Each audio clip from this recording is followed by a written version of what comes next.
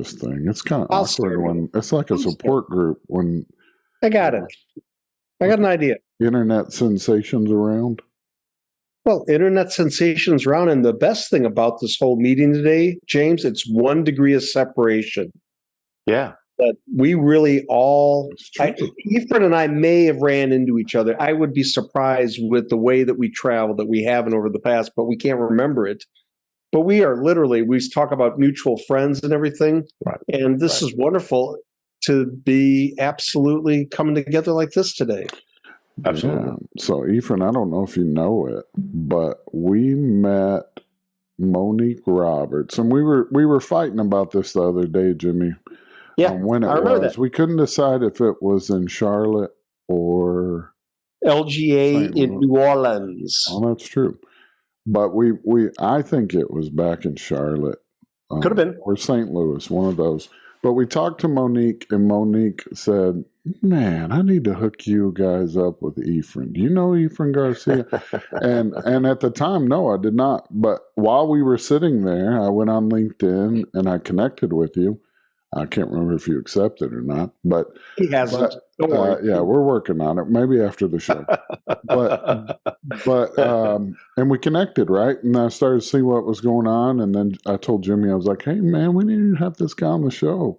And so the rest is history. So today, so Efrain Garcia, welcome to the show. How are you? Welcome.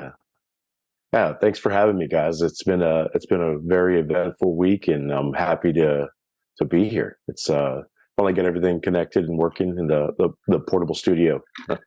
Well, and you know what? As we talked about, we live technical challenges at times in this remote world we live in, so we're all used to it. But with that, I mean, everything's running great now. So let's get into it. Let's keep running. Let's keep going. But before our what's that called? Before it all runs out.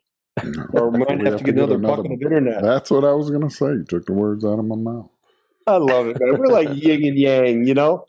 Efrain, you know, we love, I shouldn't say love garage stories. Garage stories.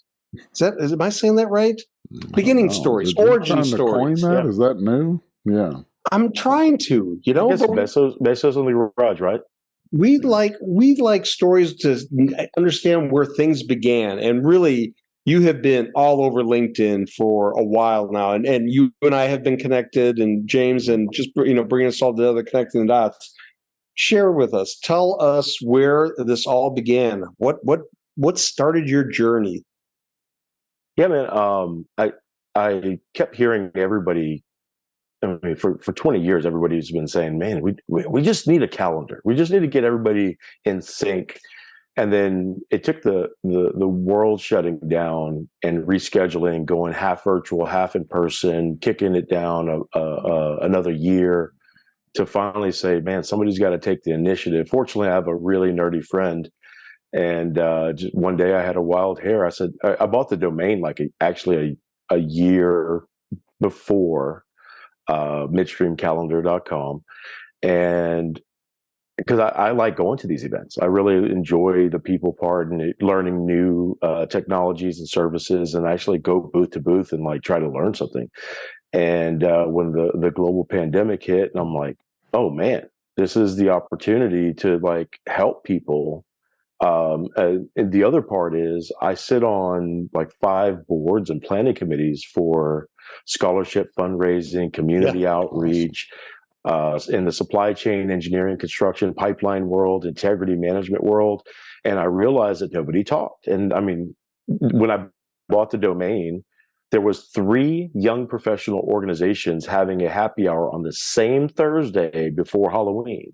Right. And instead of having one large, great party, they split it 3 ways.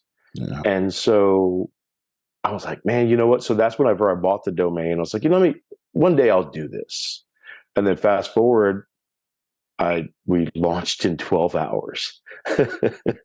Let's talk about that, Efrain. You told us about that when we synced up a few weeks back and to talk about this show and what we wanted to cover. And you talked about that sprint, being a technology company ourselves, it's a hell of a sprint. Tell us about that and what you mean by that. Yeah, so I was talking to a manager that was talking about an ex-employee that was amazing, and that guy was great, and that guy was so amazing. I'm like, that guy doesn't work here anymore. And the world kind of shut down, and I'm not so bad. I went to school to be a firefighter. And, I'm not a PhD mechanical engineer with a 20-year head start. And so I got a little wild here. I was like, you know what? I'm about to do something that's going to be bigger than all of us put together. I'm taking PTO. That's And good. so at 5:45 p.m., I jumped in my truck and I called my nerdy friend. I said, I need a website tomorrow, 7 a.m. I'm launching.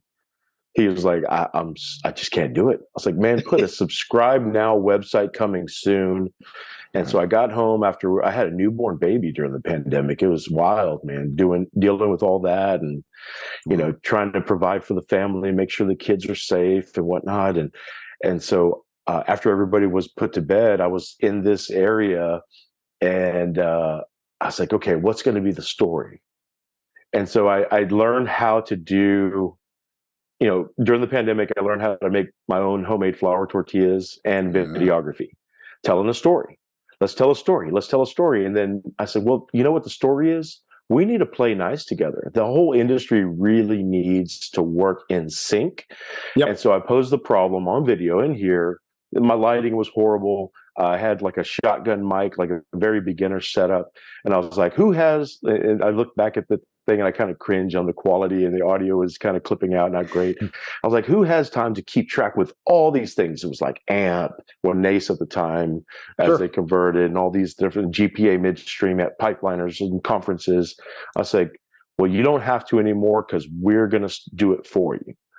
And so since I was on half of the planning committees, and then we communicated with other people and conferences, making sure that we weren't going to be splitting the industry. I don't know if you remember, right at 2020, PHMSA called a meeting in DC, and it pulled half of the PPIM attendees to DC. Oh, yes. Yes, I do remember that. Crushed them. Yeah. It crushed them. And so I was like, man, if only they knew that there was a major event that actually they need to learn about new technologies to keep PHMSA happy. And so anyway, the Wild Hair, we launched 7 a.m. I put the LinkedIn up and all that. We had like 80 new followers, 100 subscribers to a website that didn't exist yet, technically. And so I called my nerdy friend. I'm like, well, good news and bad news. He's like, what? We got 200 subscribers in a day. So in 3 weeks, we need a website. He's like, you got to be kidding. And he's my best friend. He doesn't take a salary. Like, every now and then, if we get a sponsor, I throw him some money to keep maintaining the website, keeping it free. But yeah, that's the start. And then it's just grown. We're at 8,200 LinkedIn followers now. We average 50 to 80,000 impressions a month there. The website, I checked last night, we had 25,000 clicks in 30 days on the website for midstream. Go ahead, James. Go ahead. No, I was just echoing that was nice. Nice stuff. So I want to provide the data and the value, right? What do we want to do? So my mission statement is networking with a purpose.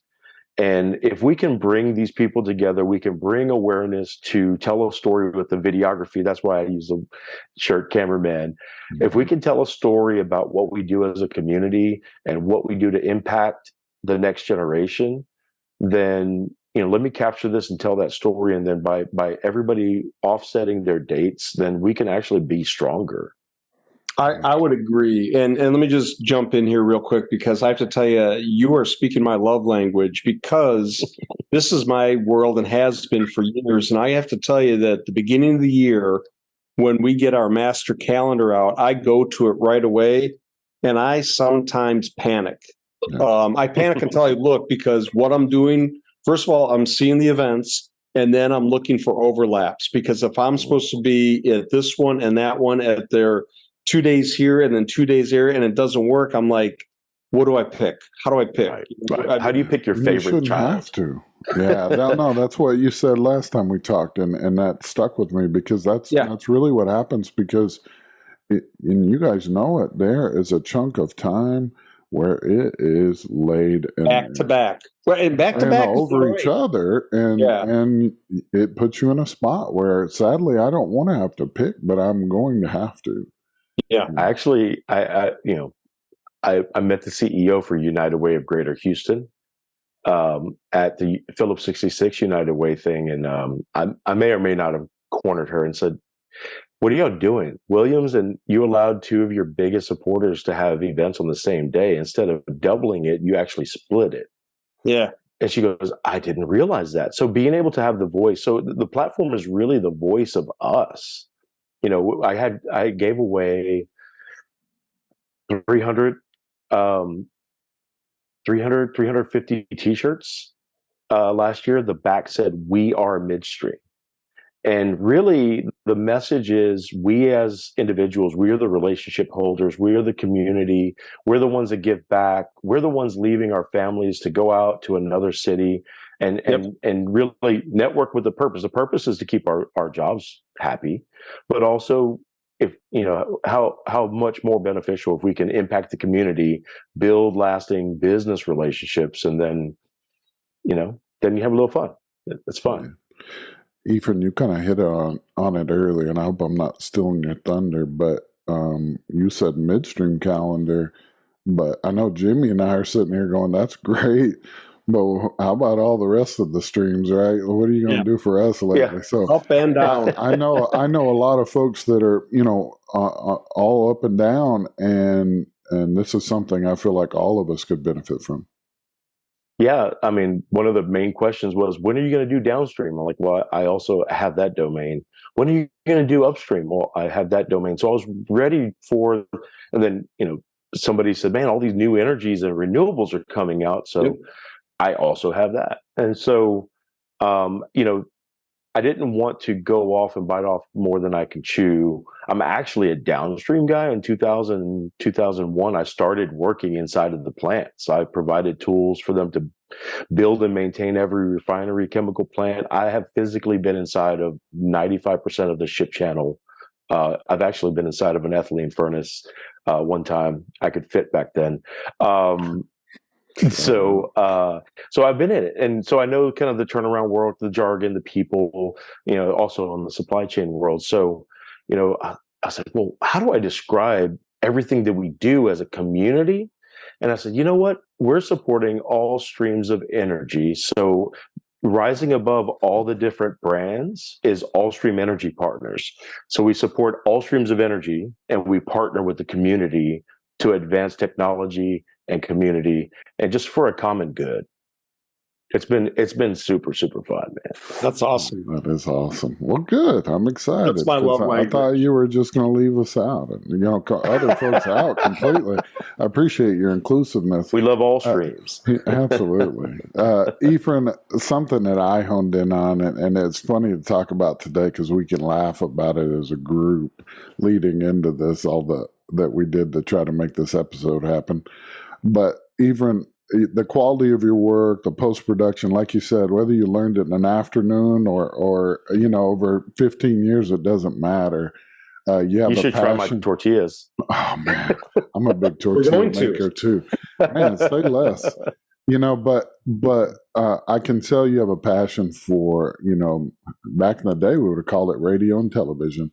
But you know what I mean, for media, for working with it to whether it's post or recording, you've got amazing equipment and it shows.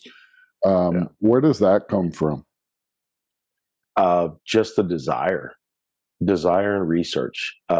When I started trying to tell a story, I saw that some of these organizations, prior to being a board member, they were kind of, these are mine. This is our territory.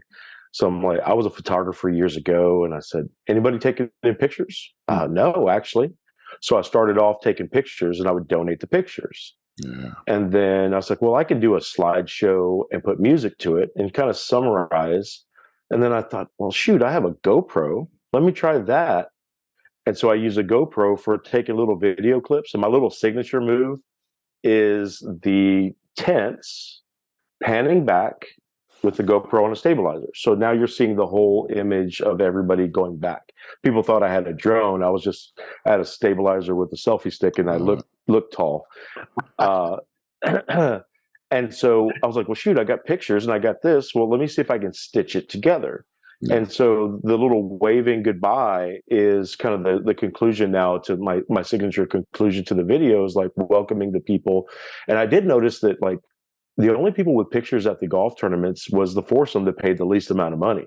The people the Primoris of the world that spend $15,000 worth of tent and barbecue and overhead, they got nothing. They got no team pictures. So I would go over there and make sure that I showcase the actual people that are behind the scenes making this great event happen.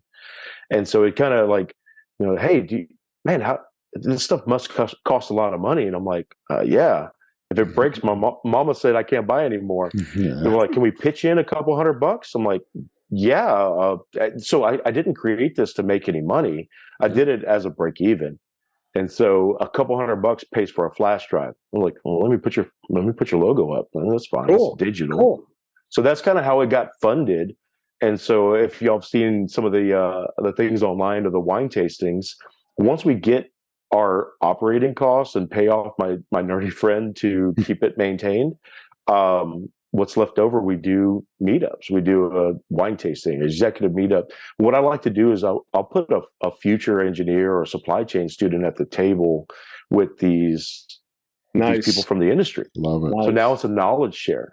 So it's really a crowd fund for digital media and a crowd fund for entertainment. Crowd fund for network. And I work full time, so no big deal. Yeah, this is me too. It sounds like us. We laugh about it all the time. People will come up while we're live at shows, and afterwards, we'll get done recording, and they'll go, "Wow, so like this is what y'all do all the time, huh?" Like, not really. Nobody would pay us to really do this all the time. Yeah, it's a night and weekend gig. It is. But it's a thing of purpose and passion. And James and I talk about it all the time. We love doing it, absolutely, and love meeting with folks like this, like you. And it gives me a lot of energy. Yeah, you don't need much sleep when you have purpose and passion. No, you don't. And I'm like, okay, yeah, let me tell this. Like, and what's funny is after it, I'm still excited about the event. And so, I've done some film, like, get home at 4:00 and in an hour, I got a video cranked out. Yeah. And people are like, how'd you do that so fast? I'm like, I was reliving the moment. Yeah. And the people, the smiles, and we have student volunteers and their energy, man, that keeps me young. Efrain, I don't know if you have plans to go to the American Gas Association's event in Grapevine this year, but every 2 years they have a biennial expo, and it's a big show. Okay. And it's a ton of fun. And if you are welcome to be our guest up there, if you want to come check it out, it's a fantastic event. I keep missing their dates, and it's not very clear, but I would love to publish it. I'd love to go BFW. We're film we're going to be there live doing the show as well. We'd love to have you up there, so we'll set that up. Efrain, we are wrapping up, all right? So we're coming to a close, but we ask everybody one question. And, this is a new season, so we got a new question. So you're one of the first ones to get it. You ready? You ready for it? I'm ready. All right. So the question is, Efrain, what do you want to be when you grow up?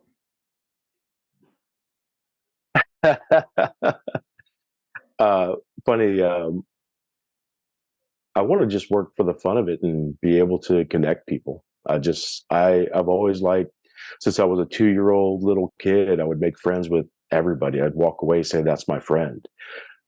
Fortunately, I'm in a commercial role that I can make friends for a living, and aligning with a good product and service. It just the friendship is there. The business comes. But no,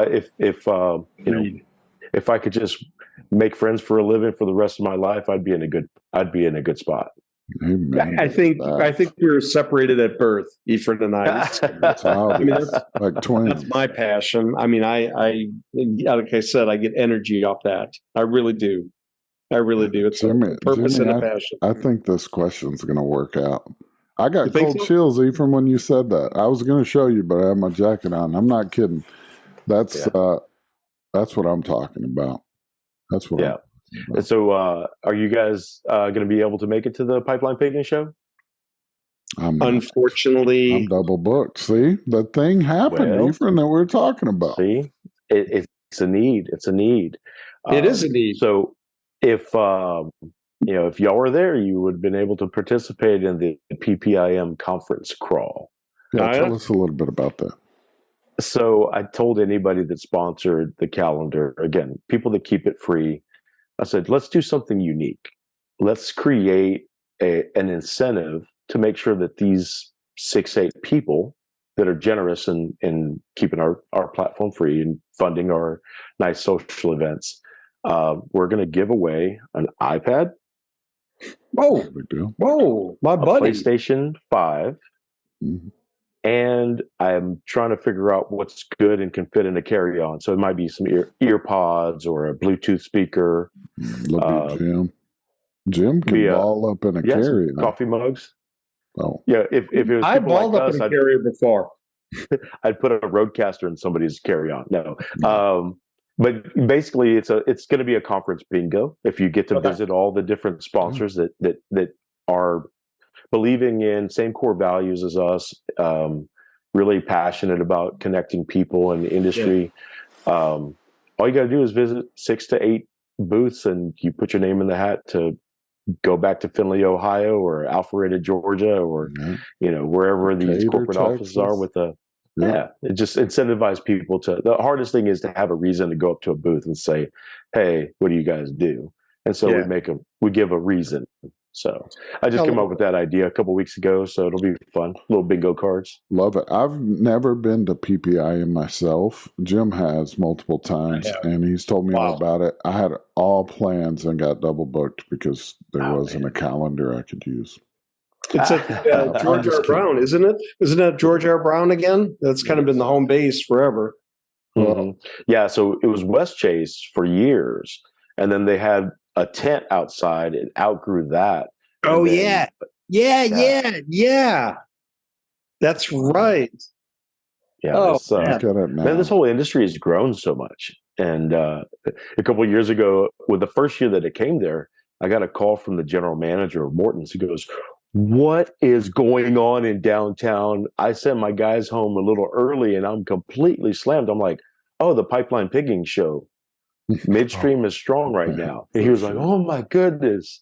What year was a calendar?" What year? Oh, yeah, there you go. No, I think in 2000, last time I was there was a few years back, and I think there was 4,000 or 5,000, maybe 7,000 attendees, something astronomical. It was fantastic. That's awesome. It's a great show. It's like a reunion. It's great. It is. Efrain, you're obviously going to be there, so anybody who's going to be there, stop, find them, get on camera, see if you can harass him in some way. Yeah, absolutely. See if he has his hug dealer shirt on, give him a hug. Whatever it is, right? But Efrain, I wish we were there. I know you'll do it justice. Would love to hear about it when you get back.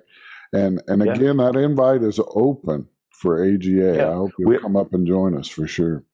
I looked it up. It was May 2nd, 3rd, and 4th. Okay. I think I can make that up. There's OTC time, but I can try to make it. All right, we'll figure it out. Let's check but our if calendar. Anybody needs free passes to the Pipeline Pigging show, the Midstream calendar has the link that you can go register. So whenever we find out about any free passes, we'll put it up on the website for all to benefit from. At least we can help with budgeting and logistics. I mean, a lot of times the hotels will book up and you're out of luck. So for sure. It's been fun. I've been very blessed to meet people like you all. I'll go to a conference, and now we're trying to showcase some positive news or project announcements to get people excited again. We'll post some jobs. So if anybody has any jobs, let me know. We put them up for free. I mean, it's just love it. It's fun. It's fun. Awesome. Well, Efrain, I'm going to end on this. One of the things that you said when we talked at first, the reasons you built Midstream Calendar was to bring the industry together. Yes. and that stuck with me. And so, hey, I hope this industry brings this episode brings the industry together. And I appreciate your time today, brother. Yeah, we are Absolutely. midstream. Amen. Okay. We are. Y'all take care. Yeah, be safe. Bye-bye, We'll see you now. Bye.